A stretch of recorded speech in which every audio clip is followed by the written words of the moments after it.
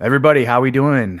It is a fine Sunday, March 29th. I'm here with you live with John Fitch, episode, I believe, 34 of Red Pill Smash Bros. Of course, this is Corey, a God Amongst Men on YouTube, and John Fitch, my co-host, johnfitch.net. Also, John Fitch Knows Nothing on his YouTube channel, which is official John Fitch. Yeah.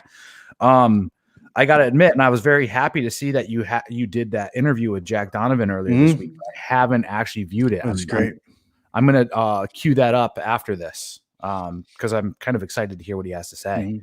I don't know if you guys have touched at all on the coronavirus stuff. We did a little bit, and cool. Yeah, I mean that was a big part of what we talked about was that all the whiny voices are going to be kind of silenced right now. Everybody who was a victim of something before is just like they're trumped. Like everybody, we're all suffering from the coronavirus equally, and that trumps all the other oppression and all the other bullshit that you have. So it's like it's funny because now it's like every single person is champion of the what do you call it? The oppression Olympics. We're all being oppressed by the coronavirus equally. Well, the funny thing that I think we should kind of relegate it to is this: nature. Their whole structure is that everything is societally based. Everything is a societal institution, some form of societal oppression. And then nature comes in and says, hold my beer. It's like, guess what? So now it's waking these people back up to the understanding that the most oppressive force on the planet, believe it or not, is fucking nature, right? Mother Earth, like life itself. Life itself. Exactly. So it's like, you can sit here and you could play these little cards living in your little catered society. In your pod. Yeah, right. Life in your pod, eating your bugs. Eating your bugs. Your vegan bugs. T. Williams in the house. What's up, my man? If you guys are in the chat, we got 5 people watching live right now. Drop in a comment saying what's up, how we doing. Say hi to John Fitch. Say hi to myself. Let us know how your Sunday is going. Let us know how your quarantine is going as well. We got a good show for you guys today. We're going to obviously talk how we normally talk, just kind of free-flowing, talking about all the shit that's going on in today's world, and then obviously how you as a man can set yourself up to, number one, survive this with a good, positive mindset. Survive and prosper. And prosper after the fall. Because essentially this is where that's going. I mean, it's a possible outcome. Correct. I mean, the degrees of how bad things will be and for how long is depends. But like you should always plan for kind of the worst case, Yeah, and that's one thing I've noticed about every type of trial or tribulation that I've been through is plan for the worst. I hate when people say hope for the best. Just plan for the worst. And believe it or not, have an idea of what the best could look like. And then the reality is going to be somewhere in the middle there. It's not going to nearly be as bad as the worst case scenario that you're imagining, but at least you're prepared for it.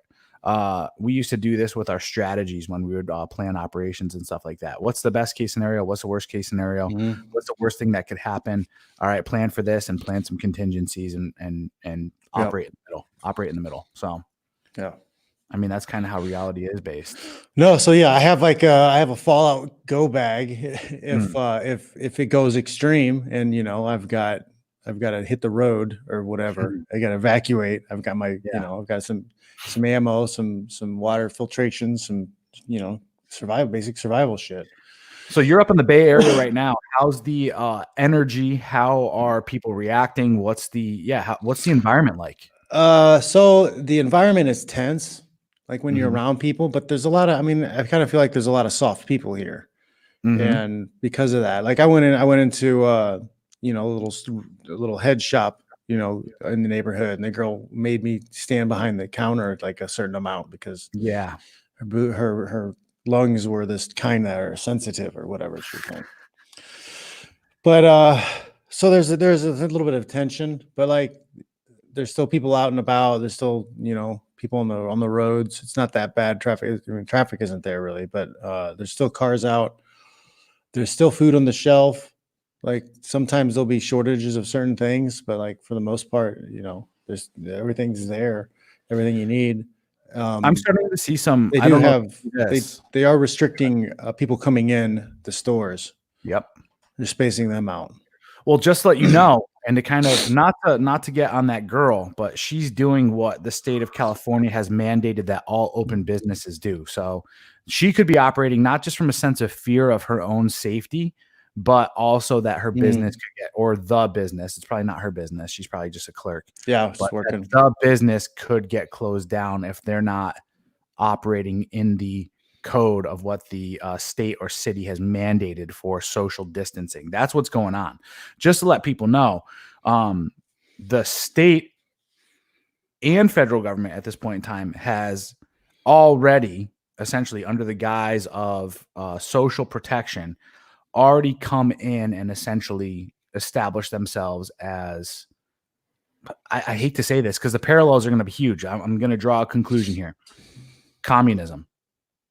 Think about this: waiting in lines to go into stores. Now, the next thing you know, it's going to be shortages, waiting in lines. Socialist. I mean, that's the bread lines in Russia. Exactly. Get used to standing in lines. Get used to these shortages. This is how we're going to operate. We're bringing communism to your We're bringing communism to your door, all under the guise of this quote. Yeah, they bring it in and they roll it out slow over a long time. Like. But I don't know though. It's getting weird because you have things in Italy. People have started to riot.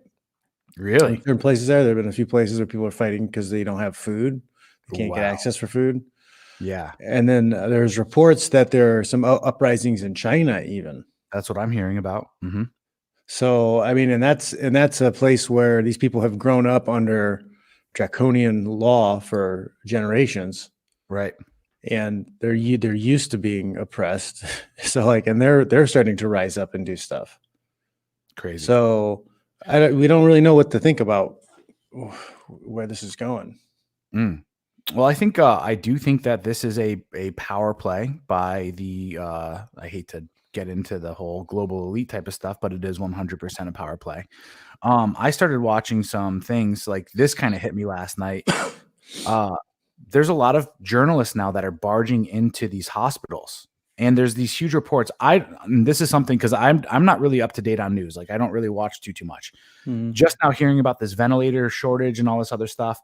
Essentially, the mainstream left journalism is trying to say that right now, healthcare systems, hospitals, they are, oh my God, everything is fucking at max capacity. It's crazy. There's not enough ventilators. There's not enough ventilators. There's not enough beds. So and now they're setting up shops in people's in dorms and shit like that. Yeah, and then you got people that are trying warehouses. They're trying to take over hotels, and the government's going to give stipend, and they're going to turn it into these bubbles, right? Essentially. And then I'm seeing these reporters that are going into these hospitals, and they're empty.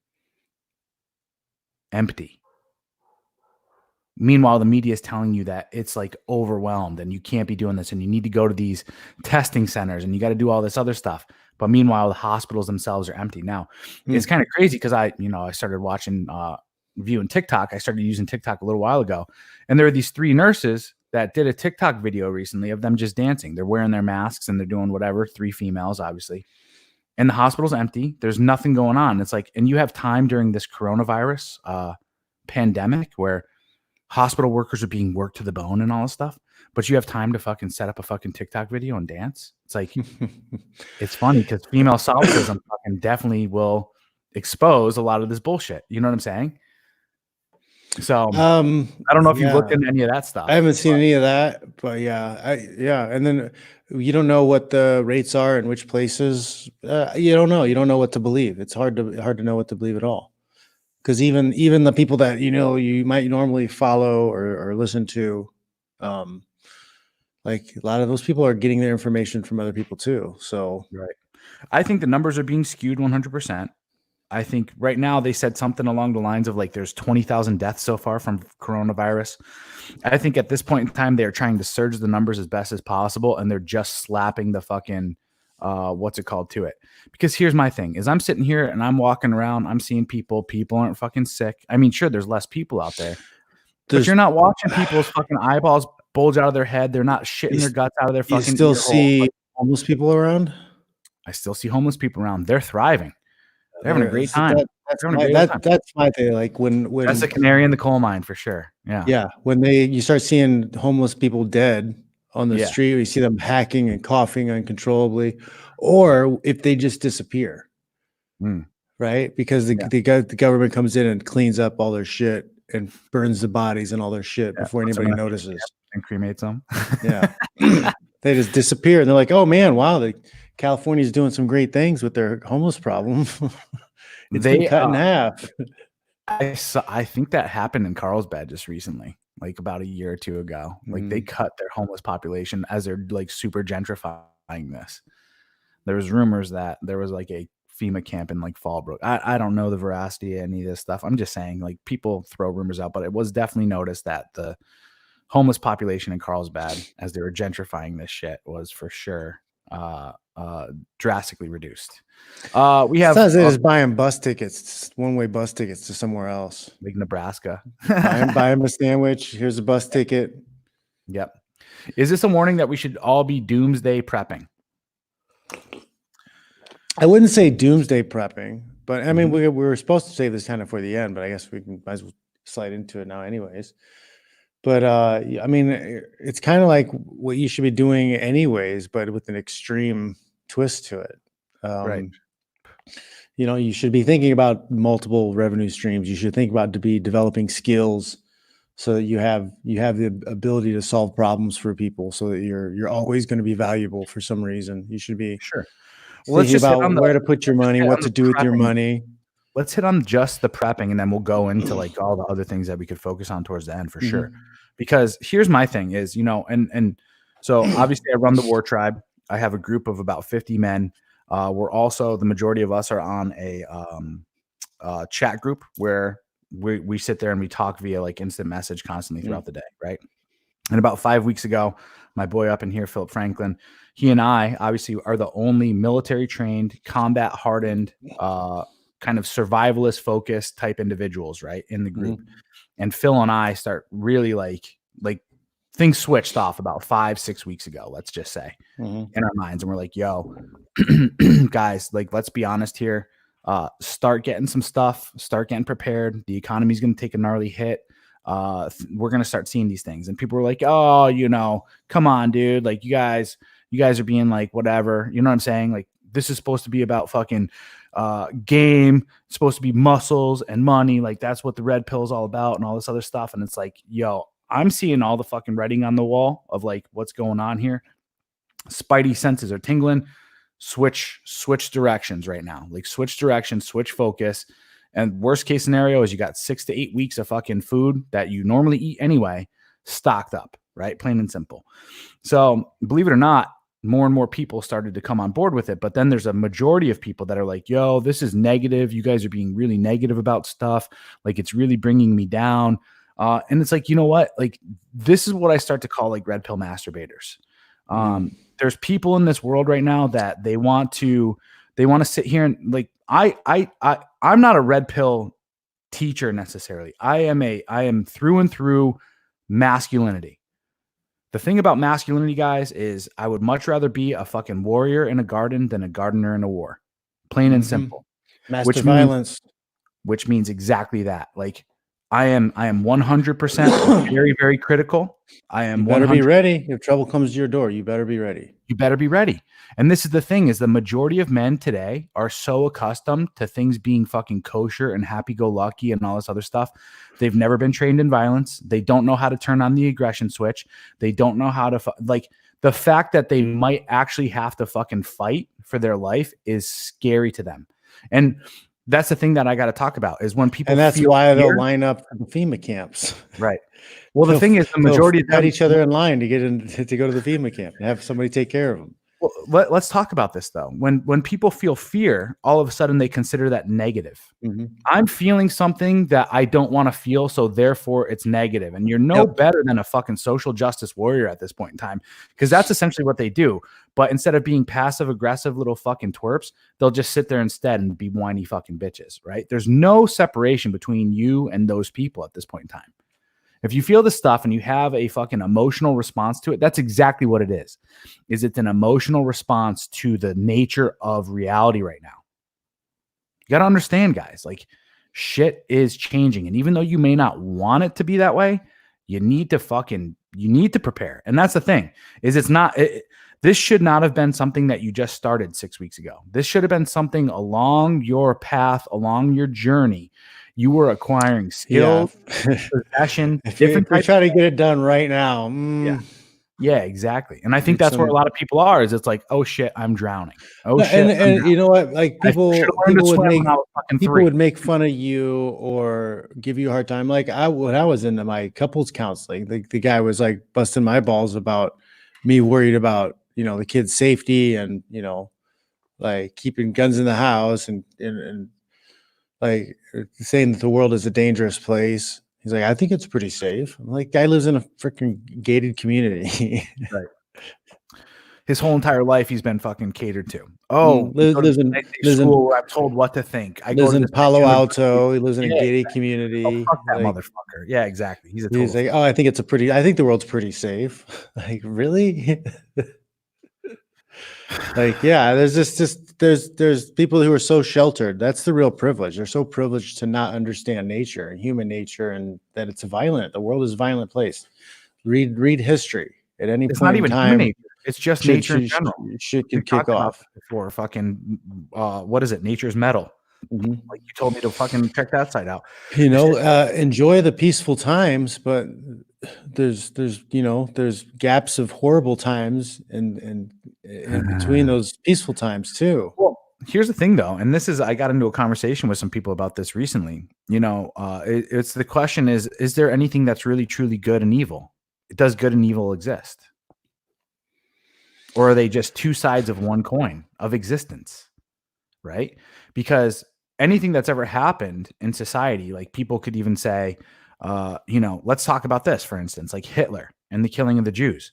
Well, if World War II didn't happen and that type of thing didn't happen and people didn't stand up to all this other stuff, would even Israel exist at this point in time? And the answer to that is no, it wouldn't exist. So the thing that people got to understand is through destruction usually comes new life. So then the question is, are any of these things really truly evil? It's all part of the story, right? It's like the Big Bang. The Big Bang must have been one of the most violent things that has ever happened, right? Who knows if that wiped out a Another previous fucking universe or some shit like that. fucking yeah, there Who was fucking another knows? universe there already. Right. And it collapsed on itself or something and then created fucking new Boom. life. Who knows? Who knows? Exactly. Who fucking knows? But this is the nature of the universe. These are the laws that exist. So the question is this really negative? Is this really bad? Is this really evil? And Well, I I think think the intention of something, if when you're purposely doing something to hurt, I think that becomes in the range of evil. yeah, well, this is what I'm going to say is that it's definitely lower density vibration. Because I try to approach everything from the sense now of energy. What frequency is it carrying? But then the next thing you have to go back to then is this. Okay, energy exists and there's all sorts of different frequencies of that energy in order to keep things checked and balanced. So therefore, is that low frequency energy really evil? Because it exists. It has to exist. Now, most people in the world today, what they want is they want to live in a world where it's just this quote unquote high vibrational frequency. That's all we want to be around. Just peace, light, and love. Oh, we shouldn't harm another animal. We shouldn't do any of these other stuff. We shouldn't be eating meat. We shouldn't be doing all this stuff. And then nature fucking comes in. And it's like, guess what? Your way of living is fucking bullshit.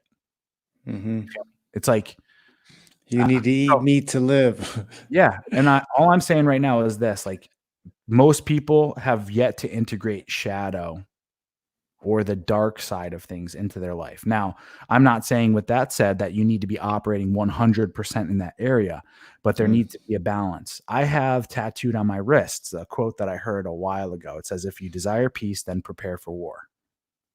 Right? Because I understood that living in peaceful times, or living in and having the desire for there to be a peace or peace within your community, it must also be defended, which means you still must also train to fight, because there's going to be things that try to come in and break that barrier and break that boundary of what you're developing to destroy it. And that's essentially what's happened here in the West. Is we've opened up all the boundaries. We started importing all these other people that don't mix with us culturally. They're essentially trying to destroy our culture. And now times are super fucking crazy tough because we failed to fight the war of protecting our culture. And most people will sit there and they'll say, oh, well, war is bad. What would life look like without war? And it's like, guess what?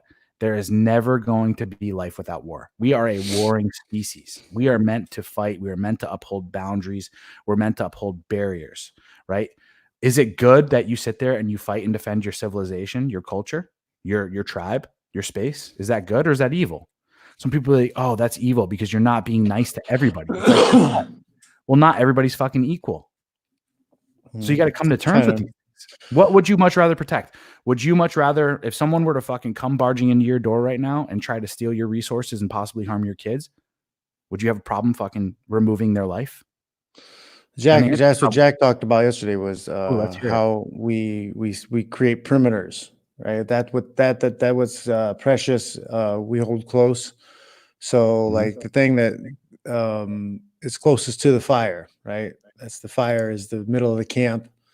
Right? The things that are most precious to you are the closest things to the fire. And as you get closer to the darkness, that's the perimeter. And then you have to go out and protect the perimeter to make sure that the people in the light stay safe.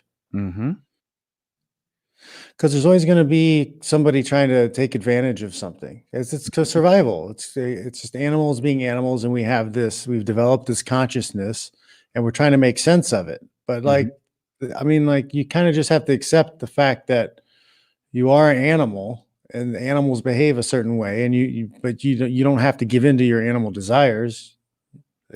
Well, I will tell you what, I think that we've become too obsessed with morality in our culture. Yeah. I think we've become too obsessed with morality, and we've allowed morality and ethics to kind of prevail. And it's, in a way, essentially what it did was it really stifled empathy over empathy, like too much empathy. Correct. We've tried to shed the animalistic version of ourselves out through this type of, oh, we're more moral, good versus evil. And we've handicapped ourselves. And the problem that we see now is because we handicapped ourselves, we now live in a handicapped civilization. We've allowed the weak to rise to a point where now they're trying to fight the strong. And it's like, whoa. Wait, you're biting the hand that feeds you. What do I do now? Oh my God, my pet. It's like strong to be weak. It's like having a pet fucking monkey, and now it's ripping your face off. And you're like, but I love you. I love you. Why are you doing this to me? And it fucking doesn't register that shit. It's just like, I want to fucking dominate you. Right? It's like, what do you do? What do you do? Or you fucking blast that goddamn monkey and you're like, oh shit. And then you get facial reconstructive surgery. Right? Like, fuck. Your arm eaten by a tiger. Yeah, exactly. Like, I hugged and petted and fed that tiger every day. Yeah. But then just one day it fucking says, like, I'm a tiger. Tiger. I'm a motherfucking tiger, dude. Like, stupid. Right? Tasty. That looks yummy. Yeah. Just maybe a fucking flea bit it in the wrong way. And it's like, God damn, I'm angry now. I need to take this aggression out. Normally it was probably just playing. Little play by arm comes off. Whoops. But I love you. Then it eats the arm because it tastes good. But I love you, and you accepted me as your friend.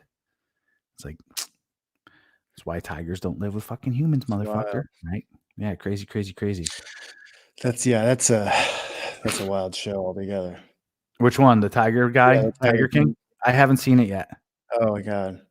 Yeah, I know. Everybody keeps telling me to watch it, but it's something else. I watched the You'll see some red pill type stuff and Mhm. behavior, and especially like the girls, like the one chick's new husband, whatever. Like Mhm. the guy, their wedding photos, she puts him in a leash and collar. Oh my god, Yeah, no. yeah. It's bad. Ugh. You'll see it. Did you go back and watch Hook? No, I haven't watched Hook either, Yeah, but I mean, I love you have Hook. to you have to watch it again with the red pill lens and Oh, see if you no. see if you can see what I'm looking at and I'm talking about with the three different types of women. Yeah, absolutely. Well, I think, it's kind of funny because you sit here and you talk about Hook, and I can actually play the movie in my mind right now and see the Mhm. characters and stuff like that, so I kinda know, It's like the but it definitely. matriarch, the wife, and then the Jezebel or Yeah, the the Jezebel, the party girl. floating fairy, the little butterfly who can't be Yeah, contained. yeah. What do you think about this whole thing that I'm talking about right now with, like, that use of ethics and morals and even the worst of the worst, I think, because, I was watching some videos before this, Well, I mean, who gets to judge the ethics and the morals? It used to be religion, but they destroyed religion. So now it's a bunch of atheists screaming at you about what's morally correct and what's immoral. well, I'll tell you why I think, and I think the destruction of religion is a good thing, honestly, because what was the biggest thing that was being pushed through that? It was, if you really look at the moral characteristics of, like, let's say, for instance, Christianity.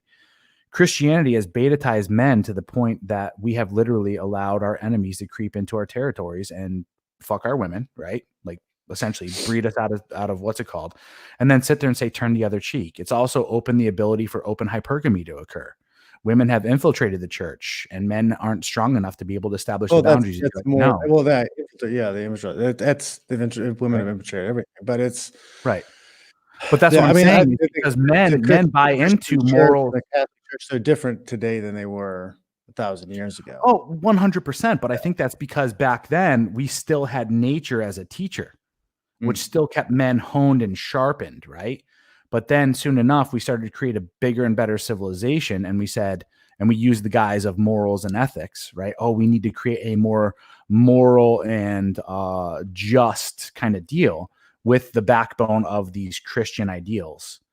mm. And it's weak. Like I said, this has weakened us to the point. So I sat there and I watched Ben Shapiro and Jordan Peterson yesterday, and that's all they ever talk about. That's all they talk about. But these two men, they'll sit there and they'll consider themselves red pill as far as politics is concerned. But when you listen to them talk about relationships with men and women, they have no understanding of sexual dynamics or intersexual dynamics. They are Rather blue sad. pill to the nth degree, right? So it's like, would Mhm. if we put these men in charge who sit there and say, "Oh, religion is great, and we need to reinstitute religion because the quote unquote morals and ethics that are associated with it," and we see that not having these Well, I morals. mean, that's the thing, it's for I can see, the benefits when people are serious about their religion, and they actually, they're faithful to their spouse, and they stay together, and they have their kids, and they do things that way, and they use the the boundaries of that religion to like make themselves be good in that situation. It's easy for them to, Right. it's you But kind of be that's like, what oh, makes it well, fun. I should not do this because because I'll make God unhappy and I'll do this. So like they don't Right. have to rely on themselves. It's kind of a way of scapegoating responsibility because now you don't have to make the decision to do something. You're letting God control you or whatever, and Correct. So that can be God not a is the bad alpha. thing. God is So, the alpha in the relationship, and he's leading you, which is never gonna work out well in a relationship with a woman, believe it or not. but The next thing is they used to have the societal constraint of like you're married, you're married.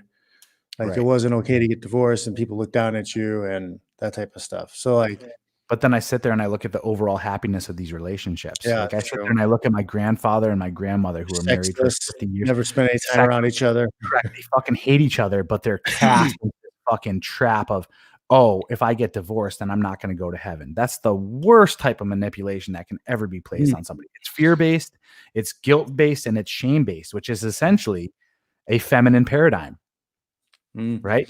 So how moral are you really? Essentially what's going on is you are stifling your masculinity in order to prove yourself to a higher purpose or a higher power, which doesn't flourish. Now, and this is essentially what my book covers. This is probably the premise of my book. If we just started teaching people how to go through life on their own and attain their own spirituality, which essentially, like if people talk about it, if God is the arbiter of your morality, why not connect directly to that source? But then here's the thing, when it comes to intersexual dynamics, why not teach the sexual marketplace to people? Right? Because then that way, the people that are chads in society, the top 20%, they're going to be able to have numerous wives, numerous women, all this other stuff. And then the betas, everyone below, they're going to be able to lock in one woman. But the thing is, the problem in today's world too is this. Or you'll have women have multiple betas. Exactly. But here's the thing is that I think the way that I have it structured is this.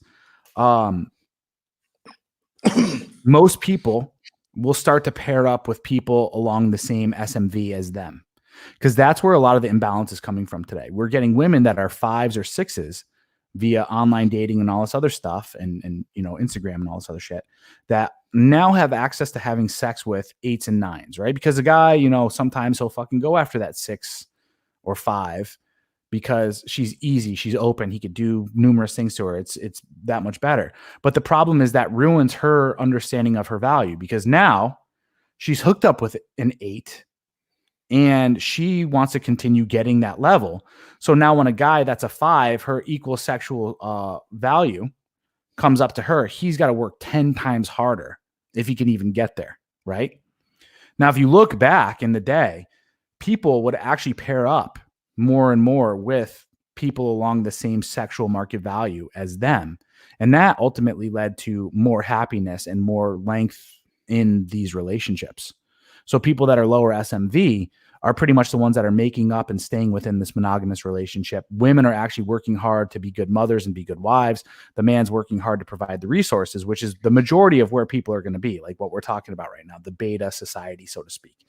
Meanwhile, the top 20% are operating and doing their thing with polygyny or, gold digging or whatever the fuck they need to do. But at least the bottom 80% are in monogamous relationships. They're having healthy families and they're operating there. I think the sexual marketplace rather is the thing that fills in for religion.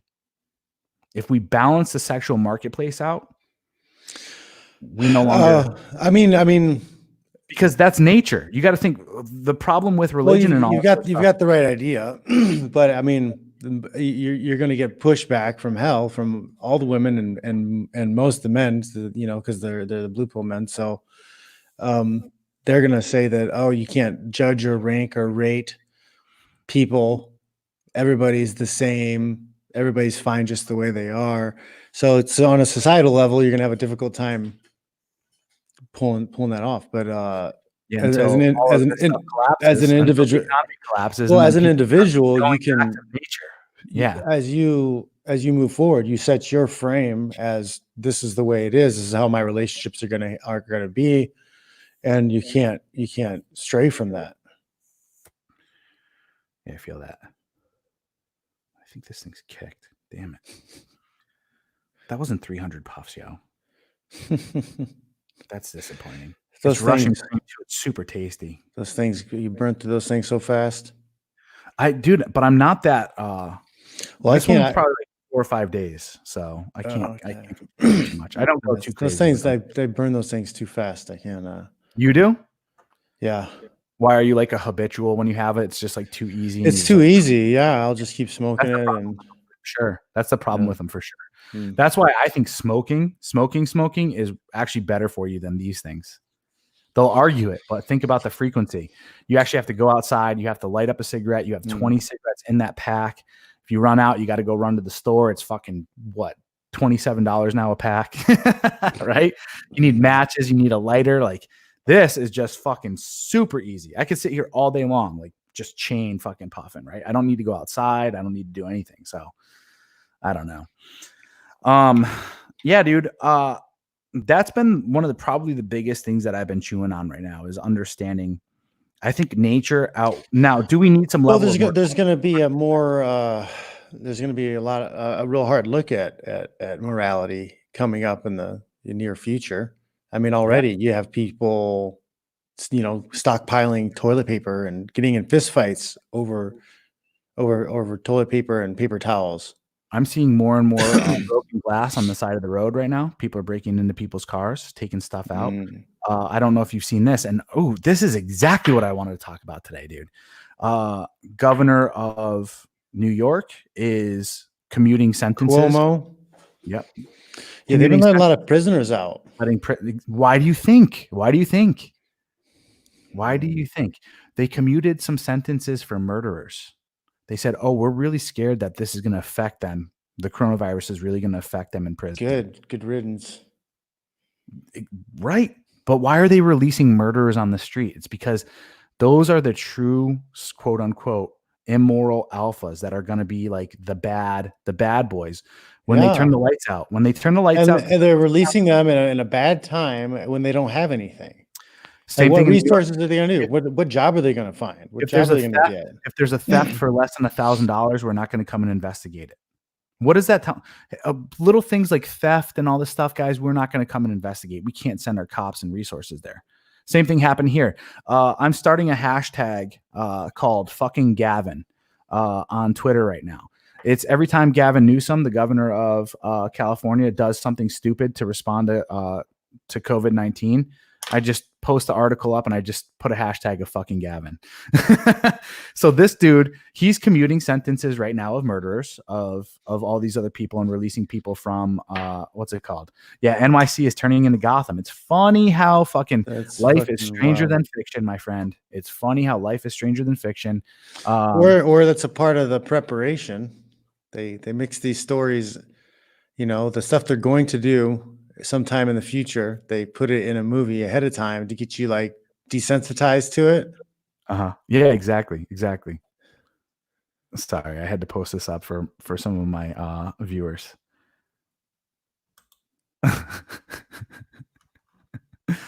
I guess MLD was asking who he should bring onto the show. People were saying bring Corey back. Oh, that's hilarious. Anyway, continue. You totally lost track there, huh? Yeah. Sorry, but no. We're talking about stranger than fiction. We're slowly implementing things and putting it into the. They put it out in a movie first, and then once you get used to it, then they can start rolling it out, and it's already been normalized a little bit. You're like, oh, this is just kind of like that movie, right? It's kind of funny.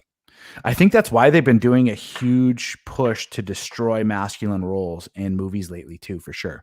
Like if there's any protagonist that's masculine, there's always some kind of like sad negative ending towards that person, and then it's like the strong female character that has to live on with his memory. I was thinking about this. Have you seen the movie Bird Box? No, I haven't seen that yet. Is that what it's called? Bird Box? Yeah, with everybody's can't look or whatever. Yeah. That's a good movie to watch during this time right now. Oh, yeah. Because John Malkovich is like, he's the one that it's like his house. He's prepped. He's got the guns, and he's like drawing boundaries for people in there. And he's saying like, we can't let these people in. We can't let these people in. We can't do this. We can't do this. And everyone breaks all the rules. And it ends up resulting in like pretty much fucking everyone dying. He gets killed. But guess what he's cast as? He's cast as the antagonist. He's cast as the evil person in the room. But he's the only one that could have kept them all alive. He's the only one that had the smarts to say, draw boundaries here. No more of this stuff. This is the behavior you have to accept. This is how we have to do business. Made him a bad guy. Drop your level of morality of thinking you have to be this fucking kosher, fucking easygoing person all the time, love and acceptance and all this other stuff. Guess what? Time now to draw barriers, draw lines in the sand, and defend it with your fucking life or their life. And of course, they laugh at him. Ha ha. It's not that bad. Then you got this post-wall woman there. You got this post-wall woman who's a fucking obvious feminist who's fucking pregnant in her fucking late 40s. She has a kid, another one has a kid, and then she ends up taking care of these kids afterwards, leading them to civilization. It's like, not true. Not true. Like, she wouldn't be able to survive. She would not be able to handle it. She would fucking collapse without there being a man around, honestly. So Oh, I love it. It's like the total mass brainwashing of people for sure. What's up? I've got a book coming out. Say what? I got a book coming out. What Pre-sales kind of book? What kind of coming book? out soon. A weight cutting book. Oh yeah. Yep, I have my weight cutting book coming out. It's a Did you short. get the photos yet from Bellator, or did you just Nope, say, I just said fuck it. I got somebody to design a cover, and I'm just going ahead with it. So it's a short book. It's a quick read.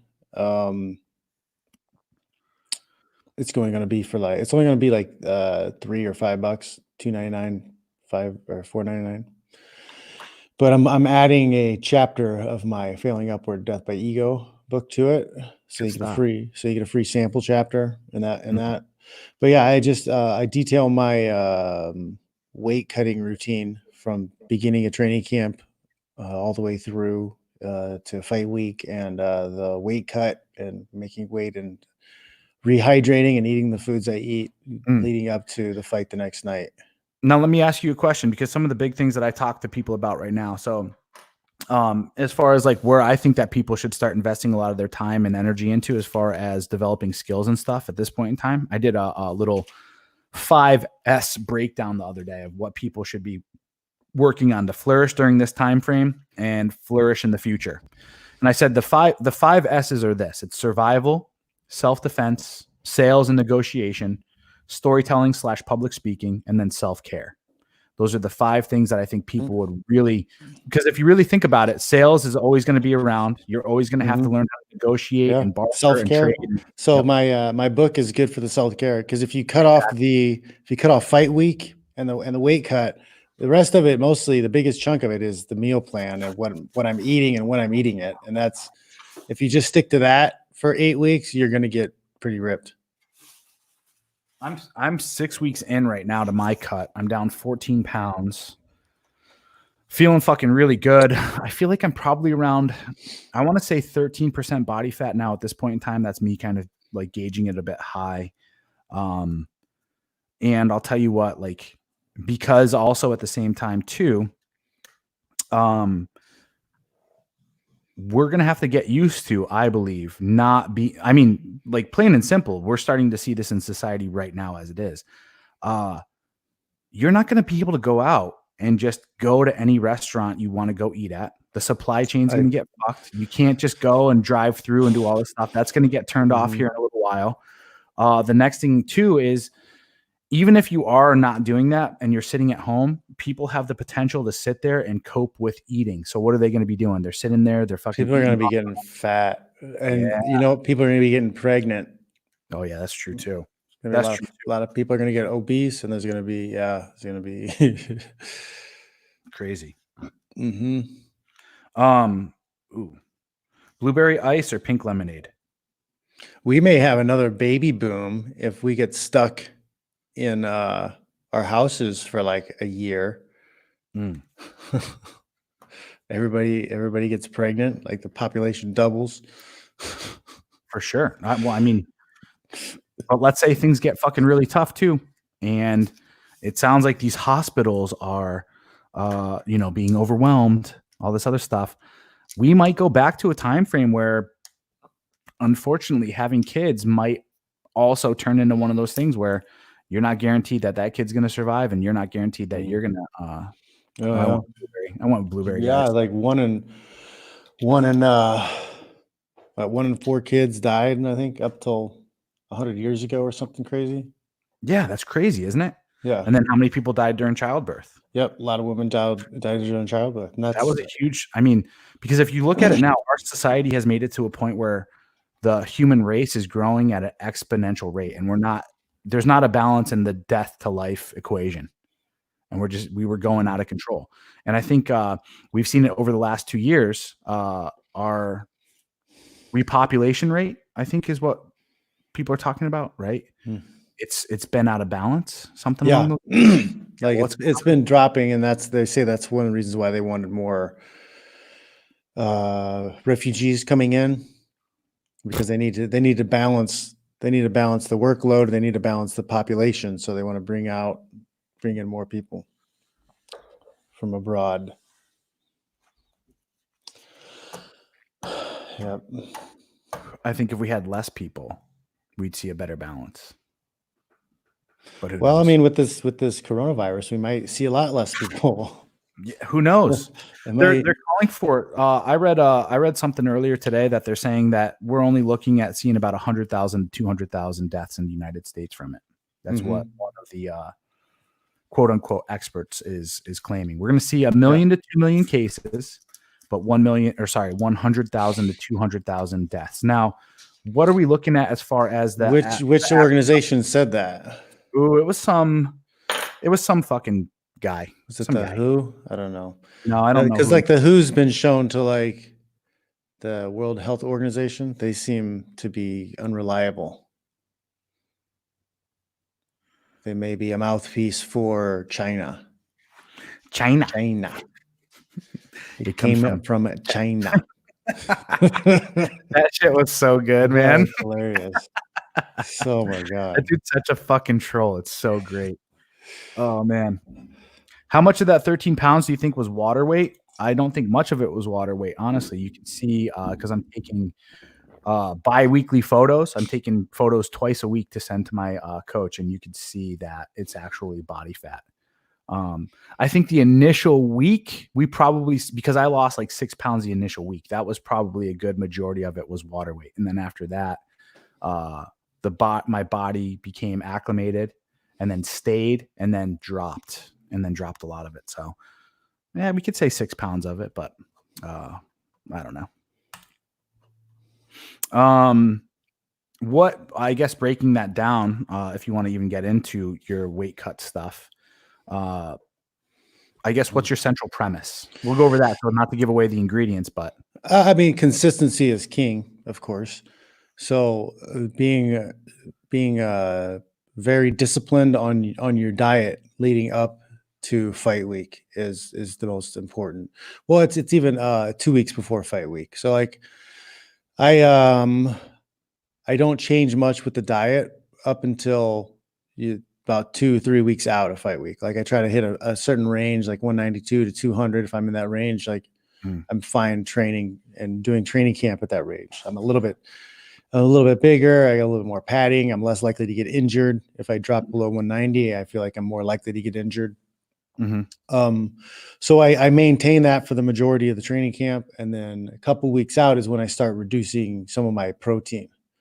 And I try to adjust it to where I get to low 180s before about a week out. So that Friday night, a week out from the weigh-in day, I'll try to be low 80s. And then I'll try to come in anywhere from 178 to 182 on Monday. And then I'll maintain that size until Thursday night. Hop in the sauna. Well, I do a workout. I do a sauna suit workout. So I have my sauna suit and my sweats on, and I just do a light workout. I describe it in the book, pretty detailed. And then when that's done, I sweat out anywhere from 6 to 8 pounds usually. Yeah.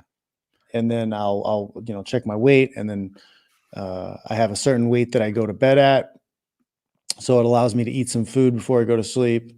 Yeah, I'll try to get as much sleep as I can. It's kind of hard to do when you're sucked out, but I'll sleep a little bit. Next morning, depending on how much I weigh, I'll either be on weight or I'll have 2 pounds is the most I've had to cut in the morning with the sauna. So I have a portable sauna, and that's just, sit in that thing for about an hour, and yeah, it's good. I can sweat it out. Now, are you using any Albaline, or are you using any Albaline? It's in there. I talk about that. Good. Yeah. That's But yeah, it's a quick read. It's only like 26 pages. Yeah. And it's easy to follow. It's just discipline. Like, it's not a hard formula. It's just most people aren't that disciplined.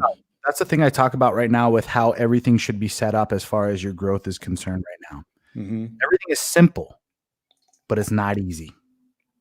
And that's where discipline. You just have to do the work. Yeah. You just have to show up and do the work. Got to do it day in and day out. It's the same thing. Like, I'm 6 weeks into this cut, Like, I've been eating the same food for fucking 6 weeks straight. Yeah. Yep. And there's times where I'm just like, "Ugh," but then I have to tell myself, "Yo, this is good for you. Keep on going." And then my mindset changes, and I just like, food is meant to nurture you or nourish you. Food is meant to nourish you and give you nutrients. It's not meant to nurture you. So it's like, get that attachment away of like, Yeah. oh, it should be tasting good and making me happy.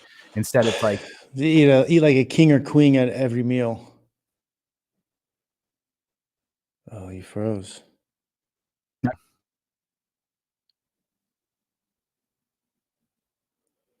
Uh-oh.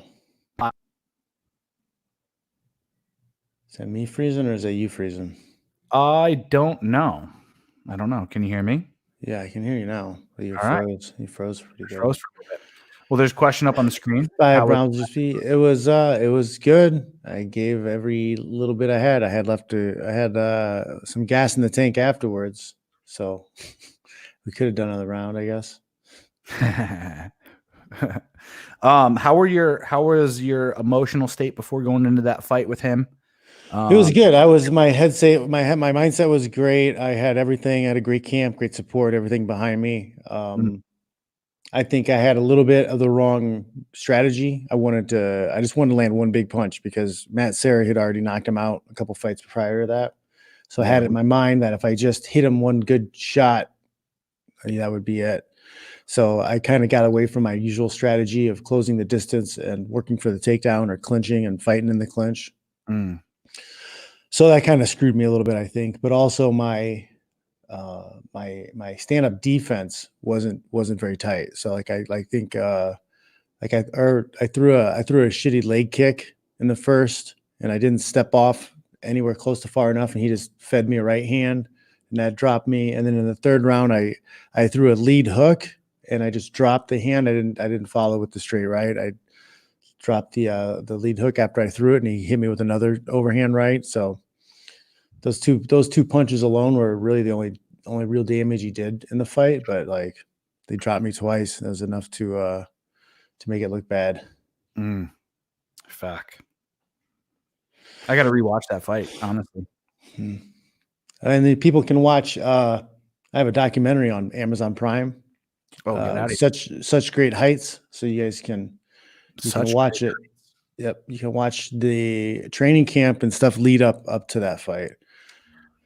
And it sucks because the original of that movie is so much better because it took too long to get out, and they didn't get to use the original music they had, and they couldn't get the footage from the UFC. So yeah, they kind of fucked us. But the movie's still good. It's still solid, and it's up on Amazon. I hate GSP. LOL. He's from Quebec. I'm from Ontario. I can respect him as a fighter, but I hate him. Goddamn fucking French Canadians. Fucking froggers. Oh man. Awesome. Cool. I don't think I have much that I have to discuss today, honestly, as far as what's going on in the world today. I talked about it a little bit, like those 5 S's, I think, are the major ones. Obviously, having some survival, understanding of survival, right? Like I talk about that as a mindset as well, because I think that's missing a lot from men today, is that will and desire to survive. People, I think, have been too trained. People just want to get by. They just want to get by. Exist. They want to exist. They don't want to survive. And they've also want to exist and feel things. Right. And they're used to good old daddy government taking care of and cleaning up all the messes. Like, oh, everything's going to be okay because daddy government's going to clean it up. And it's like, yeah, like there's tingles right now that shit's going down. And then, like I said, the next thing is what? So survive, self-defense. You obviously know plenty about self-defense. But getting minded around that. Like, all right, hey, I'm probably going to have to defend myself at some point in time. Especially if like they're not investigating petty theft anymore. They're releasing fucking criminals out during this time. Murderers. Right? Just don't look like a mark. Yeah, exactly. That's step one. Don't look like a mark. Then the next one I think I talk about is sales and negotiation. Obviously, everyone has a product to sell. Everyone has something. Like learn how to sell it. And that's how I think business wise you're going to flourish after this. Is if you know how to sell something that's obviously necessitous to people. The next one, this sounds kind of weird, but speaking, right? Storytelling. Mhm. We may not. People are always going to love storytellers. People are always going to need somebody to sell them stuff. And then the final thing is self-care. And as John and I have been talking about so far today, diet is probably the first thing. You could sit there and you Can't outrun a bad diet. can't outrun a bad diet. Absolutely. And then start thinking with a little bit of a mindset of, I don't want to say the term scarcity, but start to think of what you can trim out of your diets as well. That may be a little bit too luxurious, over the top. Maybe some things that you have addictions to, right? Like that you get comfort from, because those things might not be easily accessible in the near future. And then also another big thing that John and I like to talk about is supplementation. Notice there's all these S's. It's kind of weird. But I have a good regimen with my supplementation to keep me healthy, to keep my immune system strong, to ensure that my testosterone levels are optimized, to ensure that my mental health is good. Keep my hair luxurious. Keep your hair fucking luxurious. This dude before I came on was talking about shaving his fucking hair off, guys. Can you believe that shit? Going bald? I get it. Not bald, but like Trimming it down. buzzed. Oh yeah. But yeah, I don't know. I feel it. Nice and thick. I'll leave it. Well, here's my question: is I was supposed to get my hair cut on Wednesday, but my barber isn't available because that's one of those things. I don't know. Yeah, you're gonna have somebody who's willing to come to your house and cut hair. It's definitely a question. Do I grow it out, or do I just trim it short and keep it like easy? Right? Because we don't know how long this is going to go for. So who fucking knows? Anyway, with that said, for me, so John has a new book coming out. Go ahead, give us where to go for that. Yeah, we're going to do pre-sale, I think, this week. So sign up for the newsletter. Go to johnfish.net, sign up for my newsletter, and you'll get updates on that and how to take part, whatever, for that. So it's exciting times. Should be good.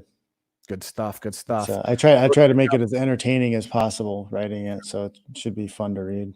Good for you.